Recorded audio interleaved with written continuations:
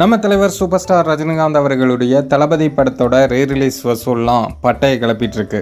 2வது வாரம் ஞாயிற்றுக்கிழமையும் நிறைய ஷோஸ் ஹவுஸ்ஃபுல்லாக இருக்குது. சென்னையில் பார்த்தீங்கன்னா ரோகிணி தேட்டர்லாம் சும்மா பயங்கரமாக இன்றும் தளபதி படத்தை கொண்டாடி தீர்க்கிறாங்க.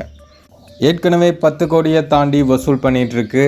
இனி விரைவில் நம்பர் 1 ரீரிலீஸ் படமாகவும் தளபதி படம் மாறுறதுக்கு அதிக வாய்ப்பு இருக்குது.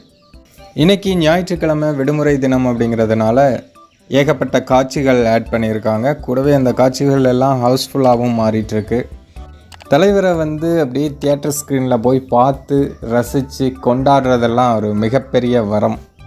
அதனால தான் தலைவரோட எந்த படத்தை ரிலீஸ் பண்ணாலுமே, அதாவது புது படமாக இருந்தாலும் சரி அல்லது பழைய படமாக இருந்தாலும் சரி, வசூல் மழை பொழியுது.